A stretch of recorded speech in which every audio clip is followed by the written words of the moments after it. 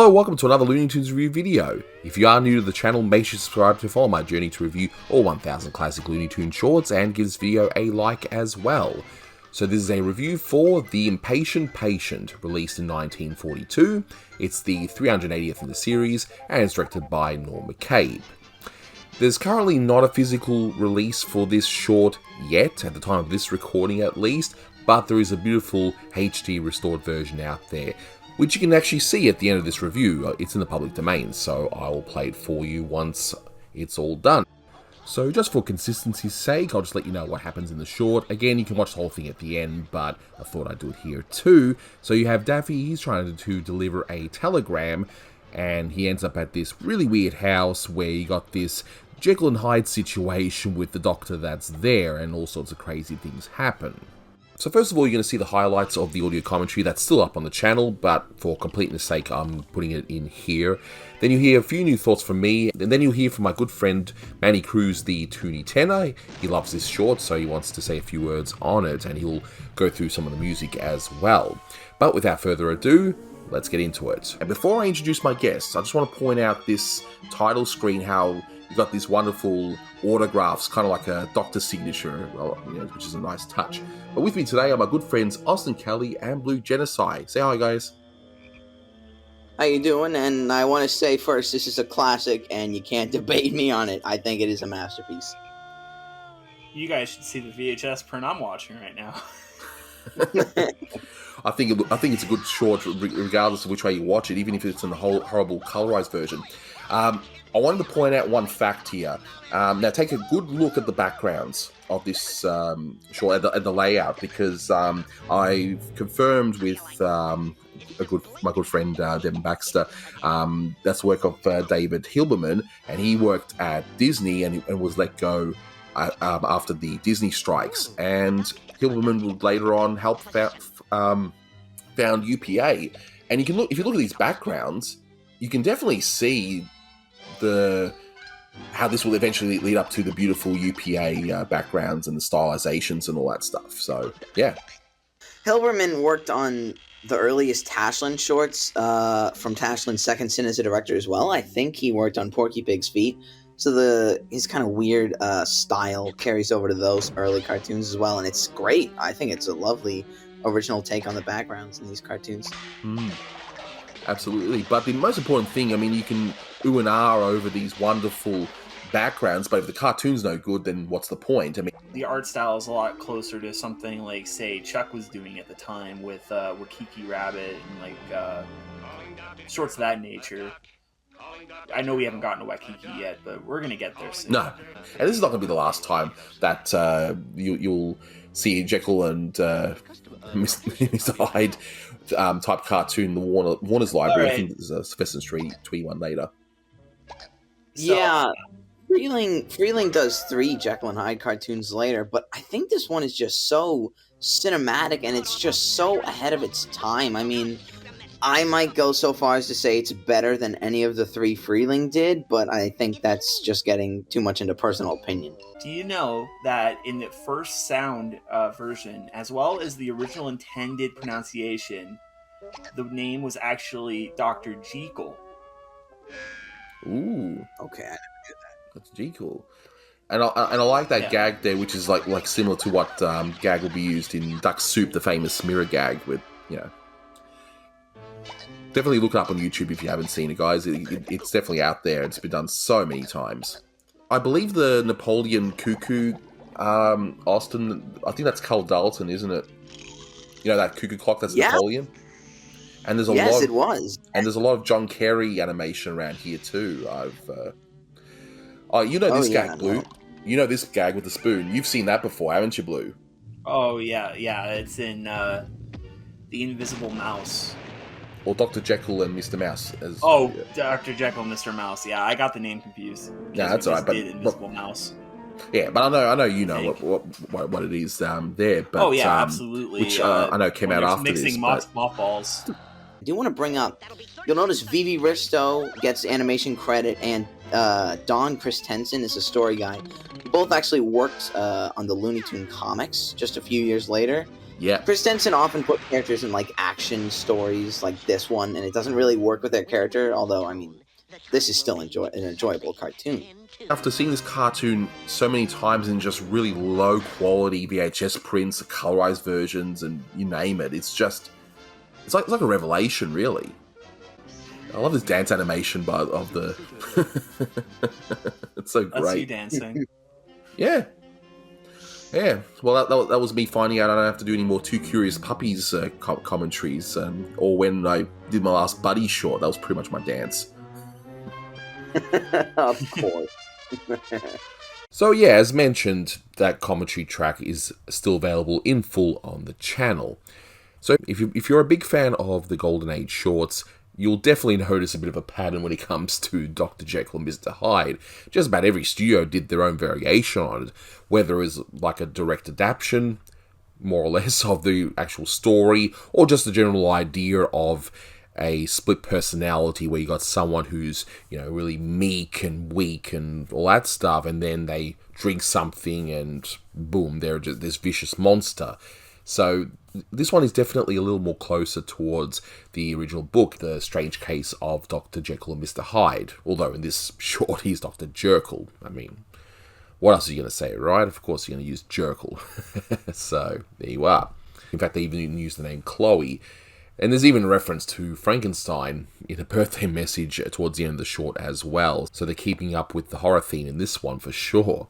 But let's take a look at this short from start to finish, and I briefly touched upon this in the commentary, but man, I really love the title cards here, how they use actual autographs for their on-screen credits, and that's clearly a play on a prescription where you would have the doctor would put their signature on the bottom, and the handwriting, it's barely legible. I don't know if you've ever seen it. Most of it's done digitally now, but back in the day when it was all done on paper, I don't know how on earth the pharmacist even read the handwriting on those prescription slips. But anyway, again, it's a very nice touch here.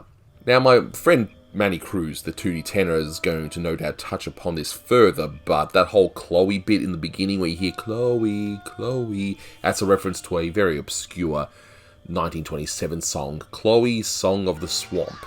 And the fact that it takes place in a swamp, yeah, it's quite appropriate, so it's a very deep cut there. Then when we finally hear that it's actually Daffy calling out Chloe, we see that he's actually got a telegram, and it says the Western Onion, and that's obviously a parody of Western Union. And it's not the first nor the last time that they'll actually use Western Onion as the parody. I like how he then looks over and sees a house. First of all, I don't know how they get electricity to this house, because there were some places, even in the 40s, some really remote places that still didn't even have electricity. But anyway, whatever. It's only a cartoon, I know. But just realised that when I was watching this. But I like how it says name Dr. Jekyll, and then it says in brackets, Doctor. It's like, so no one understood that DR means doctor? Anyway. And then Daffy isn't so sure, and then it's like, oh yes, I can, when it comes to curing his hiccups. But yeah, it's fine. Just like the whole changing of that mat from welcome to unwelcome. So I guess he's got two mats for this particular purpose, I don't know. But I do like that the door's creaky. Like, in a lot of horror settings, you'll hear the creaky door opening when our protagonist enters a haunted house or whatever. But it's like, no, I don't want it creaky. I've got to fix it with oil and it's all fixed. Nice little touch there. So we see the cuckoo bird, and the fact that it's got Napoleon's hat, and that's just a reference to the whole Napoleon complex, where people who are crazy that they think that they're Napoleon, and it's been used in many shorts throughout the years, especially in a lot of the Bob Clampett shorts. And since Norm Maccabe worked for Clampett, well, it's not really a surprise here that they're going to reuse that joke. But I would have to point out once again, and I know we've touched upon it in the commentary, but how beautiful this cartoon looks, and just how unique it looks for this time. I don't know how long Dave Hilman stayed at Warner's before he went to UPA, but these few cartoons that he did, it definitely made a strong impact in the look of these shorts. If Norm Maccabe's unit hadn't disbanded due to Norm Maccabe going to the army, I don't know, would Dave Hilman have had stayed longer and done more Norm Maccabe shorts? I don't know. We can only speculate, really. Calling doctor. Hey, jerk!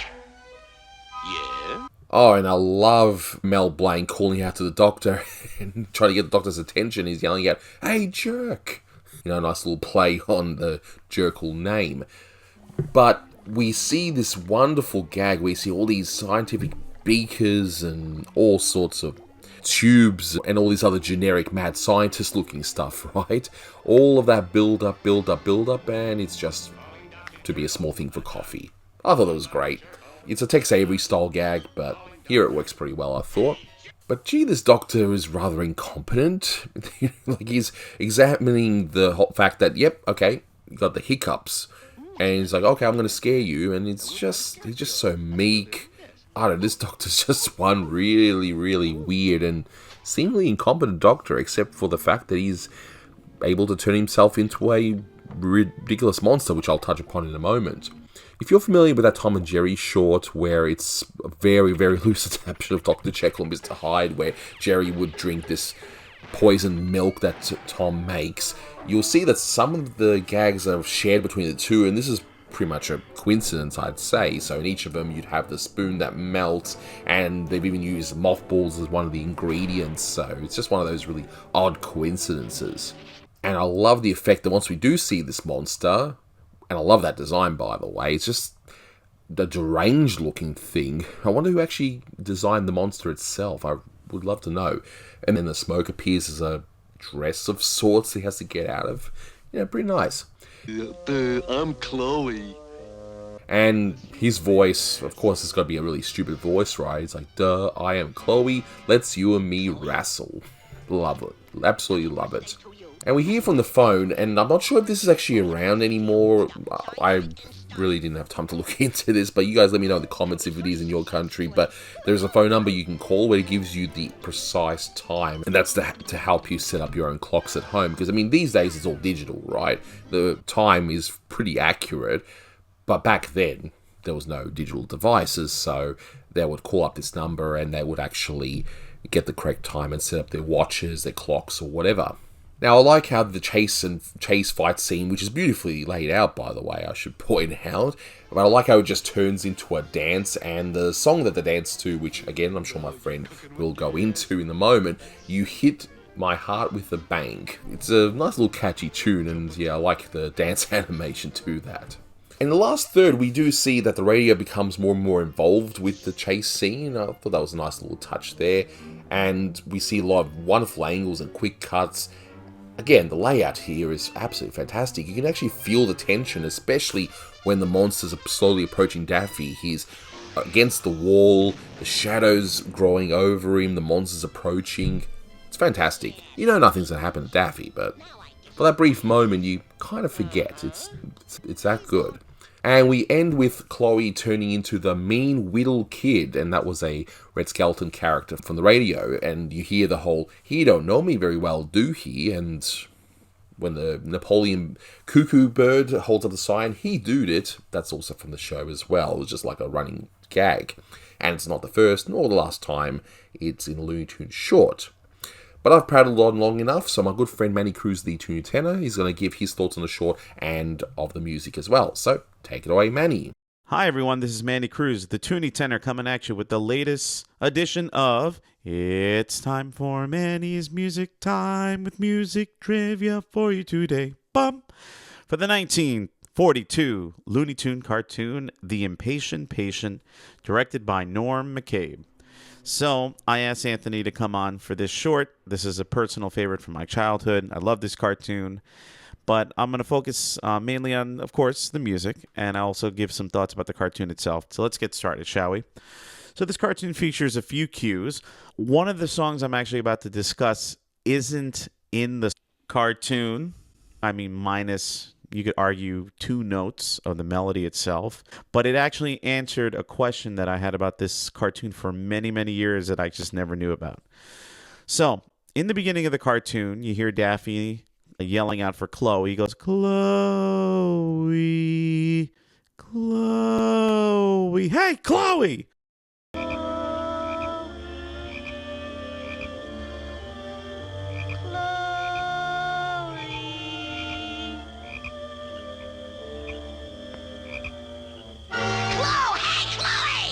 whenever I meet someone whose name is Chloe, I have to reference this cartoon, and then they look at me weird and they run away in fright. No, but I reference it and I tell them, oh, it's from a Daffy Duck cartoon that I used to watch a lot as a kid.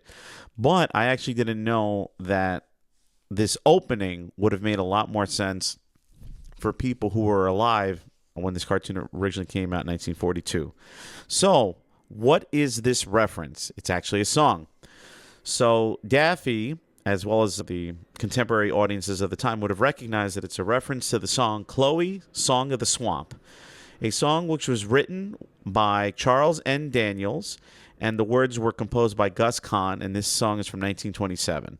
Now, Charles Daniels, he was a songwriter. He also worked in publishing, and he used a variety of pseudonyms. But for this song, he used the pseudonym of Neil Moret or Moret. I'm not sure because there's an accent on the E, like a French name, Moret or Moret. So Moret. So whoever is better in French than I am, please let me know in the comments. But let's say the guy's real name is Charles Daniels. So the swamp setup and Daffy saying Chloe in a sustained manner is a reference to that particular song.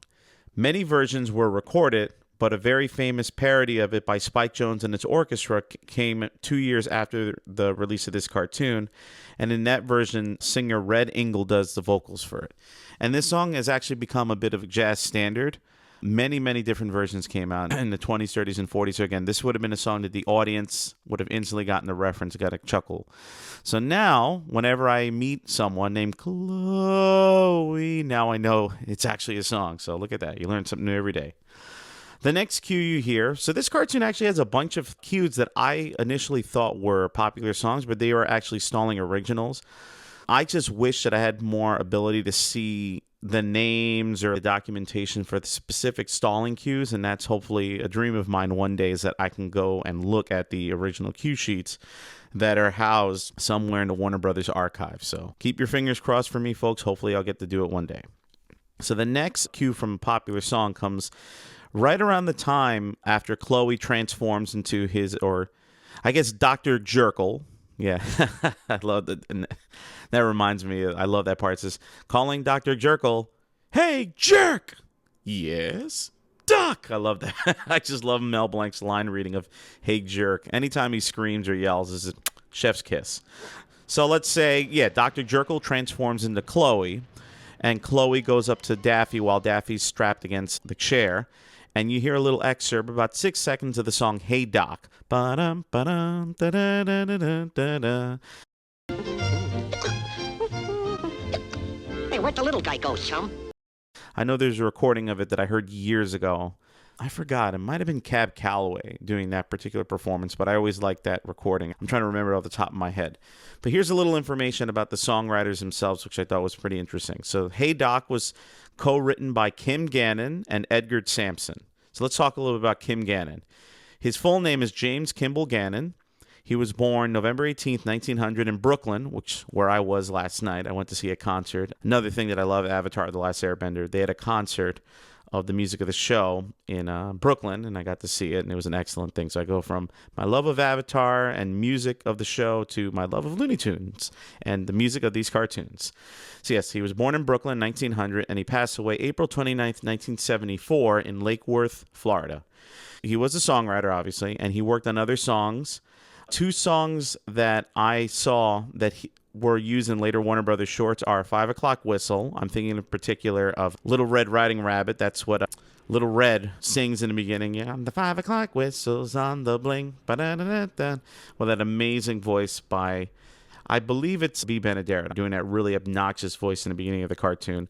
The 5 o'clock whistles on the blink. The whistle won't blow, and what do you think? My papa's still in the factory, 'cause he don't know what time it happens to be. And a song that's been used relatively frequently in Warner Brothers shorts, Angel in Disguise. I'm just an angel in disguise. Da, da, da, da, da, da, da. You're just an angel in disguise. Who wanted down from up above?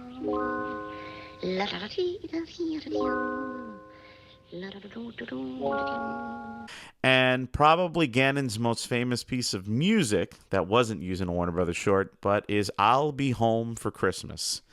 And I record this in March 3rd, 2024. So Christmas is in the rearview mirror as we speak.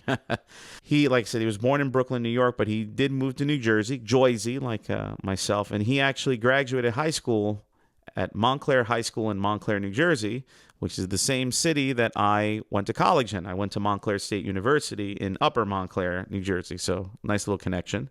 He initially studied to be a lawyer, and he did pass the bar, but then he decided to go into songwriting. So nice segue from law to music. He would have been great in copyright law. So the next songwriter for this song is Edgar Melvin Sampson. He was born on Halloween in 1907 in New York City, and he passed away January 16th, 1973 in Englewood, New Jersey. More Jersey connections. He was a jazz composer, saxophonist, violinist, as well as an arranger, and he arranged for not only jazz ensembles, for Latin ensembles. Some of the luminaries that he worked with included Artie Shaw, Tito Puente, Benny Goodman, and others. So again, Latin music as well as jazz. And his most famous composition is Stomping at the Savoy, which is a jazz standard. So the next cue that you hear in this cartoon is You Hit My Heart with a Bang by Al Goodhart, Edward G. Nelson, and Harry Pease. This is the music that you hear on the radio when Chloe is confronting Daffy and they start dancing. And I always dig when Chloe goes, no, you're cooking with gas. I actually said that a few days ago. I said, you're cooking with gas. And, you know, me in 2024 using a slang, an expression that's from like the 30s and 40s because, you know, that ages really well.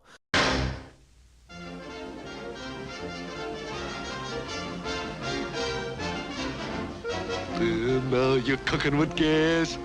That sounds me. Oh, jump a jive. And when I was listening to it, I was like, oh, yeah. So I actually want to credit. There's a YouTube page that I recently discovered called Looney Tunes Songs. And they actually started doing something that I've wanted to do for a while now, but I never got around to it, where they start putting in the clips of a popular song that was used in Warner Brothers cartoons, and then they put the actual cartoon, like the clip of the cartoon itself, using that song. So I want to shout out Looney Tunes Songs. If you, he or she, or whomever runs that page, and if you run into this commentary, I want to thank you.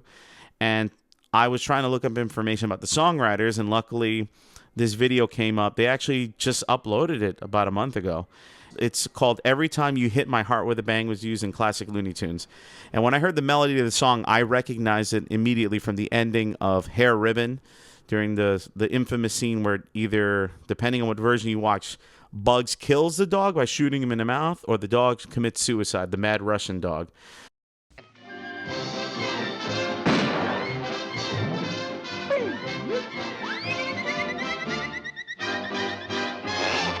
But yeah, this particular cue, you hear it in Prehistoric Porky, The Sourpuss, Porky's Pastry Pirates, Fresh Hair, Hair Ribbon, and of course, this cartoon, Hair Ribbon Hair. Hair Ribbon Hair. What the heck am I saying?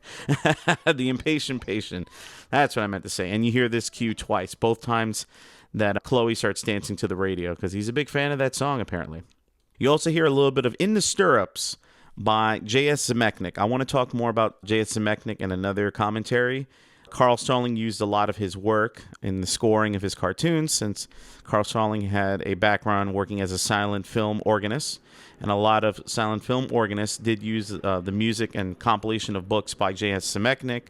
So In the Stirrups, I always think immediately of the ending of Buckaroo Bugs, when Bugs is making the Red Hot Rider and his horse jump all over all these canyons. No, over there.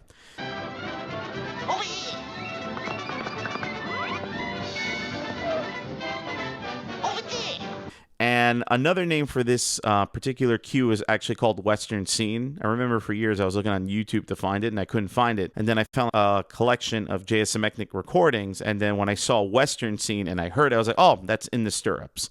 And you hear this when Daffy changes the radio, when you hear that stop, and it goes into like a little commercial. Daffy changes the station, and then it starts doing like a horse race. You know, there they go, and how appropriate that In the Stirrups is playing during that part. Stop that lazy, sluggish feeling. Truck. There they go! It's Rosso Day. No! It's some... Hey, guys. And the cartoon ends with a little bit of a very famous children's song, Rockabye Baby, when Chloe transforms back into a child. And then, of course, there's a reference to the mean little kid from the Red Skelton radio show. So there's that. Yeah,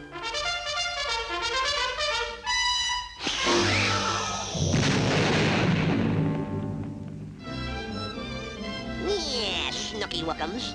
Now I guess you'll behave. I love this cartoon. I used to see it a lot on Nickelodeon. It is, in my opinion, arguably the best Norman McCabe cartoon. I would say this and Daffy Southern Exposure are the two best ones. Norm McCabe was great working with Daffy. I mean, both these cartoons are great. Even another one I can think of off the top of my head, obviously it's not the most politically correct one, but the Daffy Duckaroo definitely has a lot of cool moments in it. I mean, there's so many parts of this cartoon that I've loved ever since I was a kid, and so many parts I've referenced. Like I said before, the Chloe, I do that here and there. Hiccup sound, Mel Blanc with a hiccup, hiccup, hiccup. Every time I hear someone hiccup, I think of that cartoon. Like I mentioned before, hey, jerk, when Mel Blanc, the radio yells at him. The whole scene where Dr. Jekyll and Daffy are at the mirror and Dr. Jekyll starts imitating what Daffy's doing always makes me laugh. Just that's a nice scene with Mel Blanc really playing around with the music to really express the silliness of that scene. Also, I love some of the animation in this cartoon. Just Daffy, how expressive he is when he's like scared, when he realizes what's going on, when he pulls his face, when Dr. Jekyll does the scare test. I'm actually looking at it right now as I speak. Always makes me laugh. Another musical thing is the stalling cue, but I love the piano after Chloe transforms and he still has that like that little puff of smoke around his waist. And then he starts scratching his back, and I'm like, man, do I know that feeling? And one other part that always makes me, I mean, the voice itself, you know, let's you and me wrestle. You know, I just love that. And then it goes into the scene where Daffy's scared, and then he realizes, wait a minute, I got to read this telegram for Chloe. And I'm going to take a shot in the dark, and I'm going to say that this animation is by John Carey. I'm not good at identifying animators. When Daffy does that expressive take and then he pulls out the telegram from his hat. You know, happy birthday to you, signed Frank and Stein. That'll be 36 cents, please. He starts whooping it up. I record this commentary a week before my actual birthday, so happy birthday to me from Frank and Stein. And now that I bring this up, let me check and see. So the telegram was 36 cents, and now I must know because I cry every day when I think of inflation. Good times. So let's see, this cartoon was released in 1942, and the telegram was 36 cents. So if you do it in 2024, that would cost $6.81, almost $7. So kind of sounds like a package that you would send today. Like, for example, when I have to send something to Anthony. Well, actually, it would be a lot more because I have to send it straight to Australia. But yeah, this one, love this cartoon. Still holds a sweet spot in my heart. I definitely remember seeing the computer colorized version of it on Nickelodeon in the 90s and occasionally on Cartoon Network. I'm trying to remember if I ever saw it as a redrawn colorized one. Not that, you know, I'm going crazy for it. And obviously the new recent restoration looks phenomenal. And hopefully this cartoon will be included on a future Collector's Choice, possibly Volume 4 and beyond. I know Daffy Southern Exposure that I also spoke about made it to that set. It looked great, and I just really, really like this cartoon. Kind of wish that Norm McCabe, A, had more of an opportunity to direct, and B, a lot of his output wasn't so a product of its time with just World War II propaganda. I'm looking at you, Tokyo Jokio. But yeah, those are my thoughts and a little bit of Manny's music time for the Impatient Patient. I hope you'll be patient and not impatient with my commentary, and I hope you enjoy it. This is definitely a fun cartoon. I'm assuming a lot of people did see it because this one's in the public domain, and for us old farts, we used to see it on Looney Tunes on Nickelodeon back in the day. It's a fun cartoon. Really, really fun. Thanks for listening, folks. Hope you have a wonderful day. Follow me on social media at the Toony Tenor, TheTooney. TheTooneytenor. There you go. Sorry, I had a little brain fart. I must be thinking about, dancing, oh, you cooking with gas. But yeah, thanks for listening, folks. Have a great night. And say hi to Chloe for me.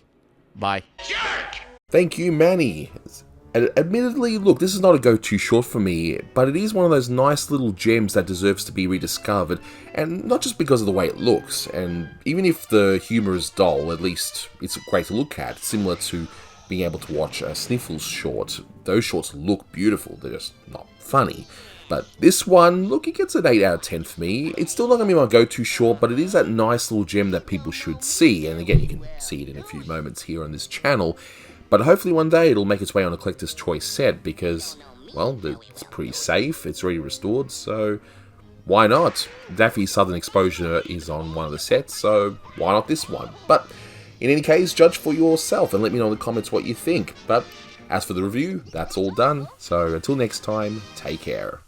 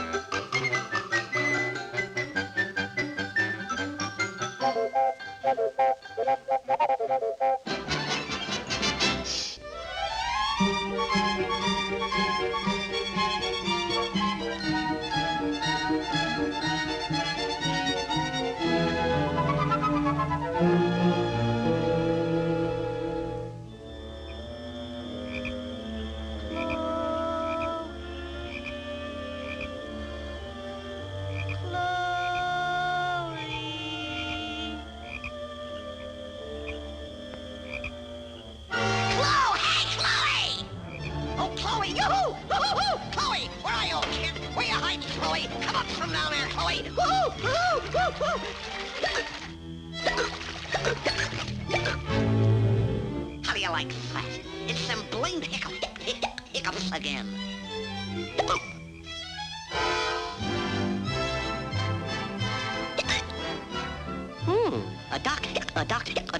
A physician. Yeah, he can't cure the hiccups, though.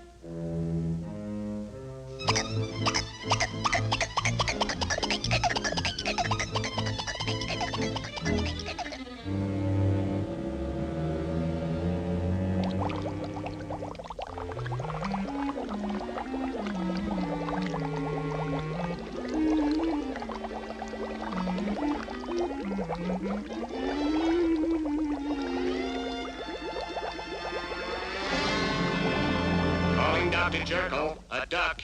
Calling Dr. Jekyll, a duck. Calling Dr. Hey, jerk! Yes? Duck!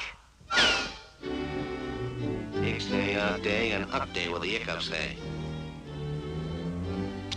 Oh, a customer, a patient. I'll be right out.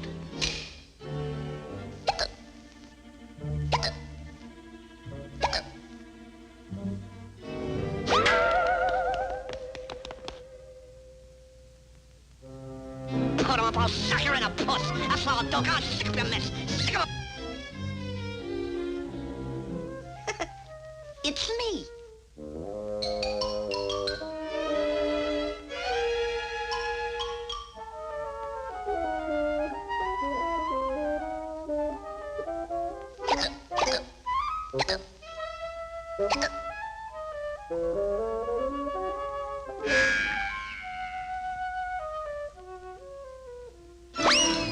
Hey, what's your big idea? Hey, you can't do this to me, I tell you.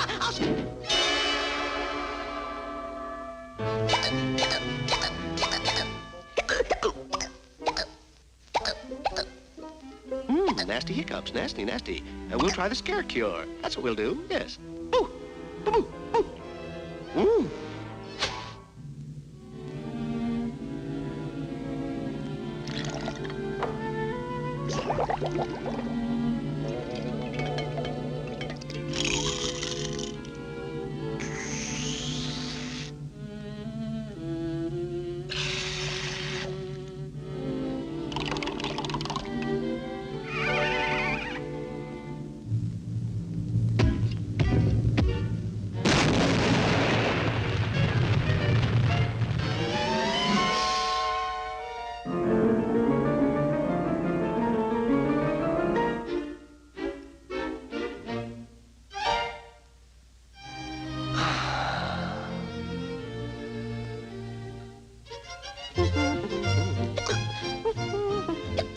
Hey, where'd the little guy go, chum? Ew! Say, who are you? I'm Chloe. Unless you and me wrestle. Chloe? Happy birthday to you. Happy birthday to you. Happy birthday, dear Chloe. Happy birthday to you. Stop. Sign Frankenstein. That'll be 36 cents, please.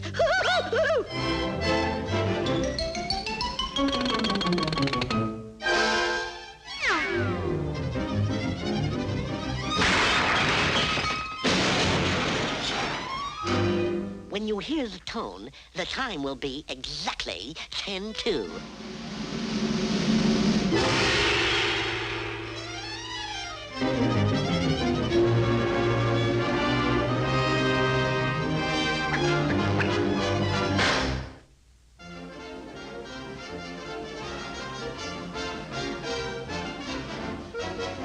Now you're cooking with gas. That sends me. Oh, jump a jive.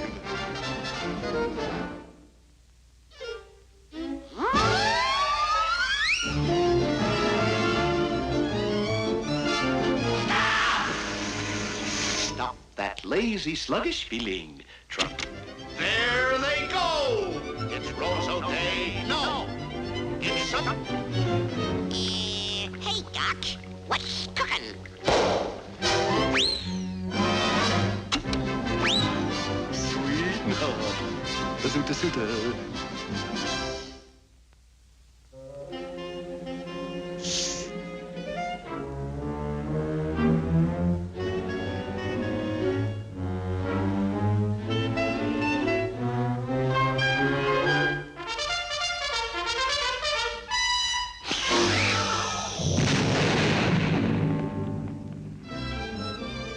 Yeah, Snooky Wookums.